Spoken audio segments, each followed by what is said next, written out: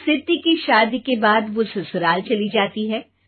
पीछे रह जाती है भाभी रानी। सिद्धि के ससुराल जाते ही भाभी कहती है, अरे वाह जी वाह, सारे कपड़े मेरे।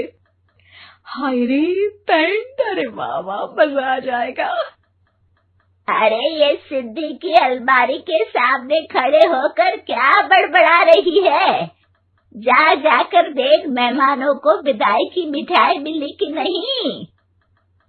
अब हाँ माँ जी, क्यों नहीं, लेकिन पहले कपड़े तो बदल लूं। अब रानी आ जाती है सिद्धि के उन कपड़ों में जो वो ससुराल जाने से पहले घर छोड़ जाती है। अरे रानी, कुछ दिन रुक जाती। अरे ये तो सिद्धि बिटिया को मैंने ही दिया था, बड़ा ही फबता था उस पर। तुझ पर तो कुछ खास नहीं लग रहा। अब वो ना, मेरे सारे कपड़े गीले थे तो सोचा पहन लूं।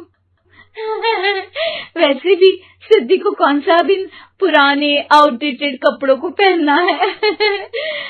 वैसे भी ये सूट तो मैंने तभी पहना था, वैसे खास है भी नहीं ये। हाँ ठीक है, लेकिन ना मेरी सिद्धि पर तो जमता था। सारे मेहमान चले जाते हैं और सिद्धि ससुराल से मायके पहली बार आती है। ओह, अपना घर, अपना कमरा, अपनी अलमारी।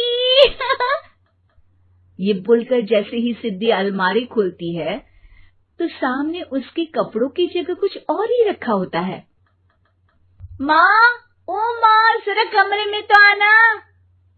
सास और रानी वहां पहुंच जाते हैं। रानी ने पहनी होती है सिद्धि की जींस और टी शर्ट। अरे भाभी, ये क्या? ये तो मेरी बड़ी ही महंगी टी शर्ट है, इसे आपने घर में क्यों पहनी है? अरे बहुत मिलती है दीदी ये चौक की मार्केट में, 150 में। ओ भाभी प्लीज, ये एरोपोस्टल है, 2000 की एक टी शर्ट। ओहो, 2000 में तो दीदी 4 साड़ी आ जाए। अब क्या बोलूं? भाभी, ये मेरी अलमारी में छोटू के कपड़े, तो मेरे कपड़े कहाँ हैं? मेरी अलमारी में? अब दीदी आपको कौन से पुराने कपड़े पहनने थे? माना भाभी, लेकिन मैं जब घर आती तो यही सब पहनती ना। अरे तुम तो बड़ी कंजूस हो दीदी। खैर, वक्त आता है जब सिद्धि ससुराल के लिए रवाना हो रही होती है। अरे रानी, अंदर से सिद्धि का गिफ्ट ले आ। लड़की पहली बार ससुराल से मायके आई है। रानी अंदर जाती है और एक सिंपल सी साड़ी लेकर बाहर आ जाती है। ये लीजिए माँ जी। सास बेटी को गिफ्ट देकर ससुराल भेजती है। अगले दिन रानी एक सुंदर सी साड़ी पहनकर सामने आती है। अरे रानी, ये तो वो साड़ी है जो मैंने सिद्धि को देने के लिए दी थी जब वो ससुराल ले जाती, लेकिन ये तूने कैसे पहन ली? अरे माँ जी, ये साड़ी तो मुझे बहुत पहले से ही पसंद थी, लेकिन चिंता ना करिए, मैंने सिद्धि के लिए भी अच्छी सी साड़ी दी है। हाँ। तभी सिद्धि का फोन आता है। क्या माँ, कुछ अच्छा तो दिया होता ससुराल ले जाने के लिए। अरे पहले दिखा दिया होता। ये चमकते हुए पैकेट में नौकरानी वाली साड़ी मत दिया करो माँ। अरे बेटे, वो तेरी भाभी ने ना गलती से उससे पैकेट बदल गया। हाँ, मैं कल ही तेरे भाई के हाथ से तेरा वाला पैकेट भेज दूंगी।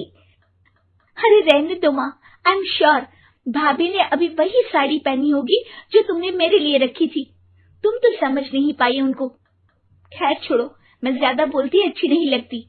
रहने दो, आपको उन्हीं के साथ रहना है, फिर बात करेंगे। सास को रानी पर गुस्सा आ जाता है। वो उसके कमरे में जाती है जहाँ वो शादी का एल्बम देख रही होती है। रानी, मार्केट जाकर एक ऐसी ही साड़ी लेकर आ। कल प्रतीक जाकर सिद्धि के घर दे आएगा। अरे क्यों माँ जी, कितनी साड़ी देनी है दीदी को? यहाँ कोई सेल लगी है क्या? अरे चुप कर, मेरे बेटी के हिस्से की साड़ी खुद पहन ली, अब ज्यादा ज्ञान बांट रही है। एक दिन सिद्धि का फोन आता है। माँ, मेरी सास ने आप सबको खाने पर बुलाया है। सारे लोग सिद्धि के ससुराल पहुंचते हैं। खाना खाकर वो लोग निकल रहे होते हैं कि सिद्धि की सास सभी को गिफ्ट देती है। अरे बहन जी, बेटी के घर का खाना खा लिया, यही बहुत है, जो आप ऊपर से गिफ्ट भी दे रही है। अरे बहन जी, आप भी कहाँ इन बातों पर विश्वास कर रही हैं। सास सभी को गिफ्ट देती है, लेकिन रानी को जो साड़ी देती है वो अजीब सी हरे रंग की, लाल रंग की बड़ी छाप वाली होती है। अरे छी छी, ये कौन पहनेगा? सासू माँ को तो जरी वाली इतनी सुंदर, और मेरे लिए ये नौकरानी वाली। अरे भाभी, दरअसल मैं जब भी घर आती थी, आप वापसी में ऐसी ही साड़ी देती थी ना, तो माँ ने सोचा कि आपको आपकी पसंद की ही साड़ी क्यों न दी जाए। बेचारी रानी, बोलती भी तो क्या। सिद्धि और सास रानी का चेहरा देखकर हंसने लगती है, तो रानी समझ जाती है कि अपने ही बिछाए जाल में वो फंस चुकी है।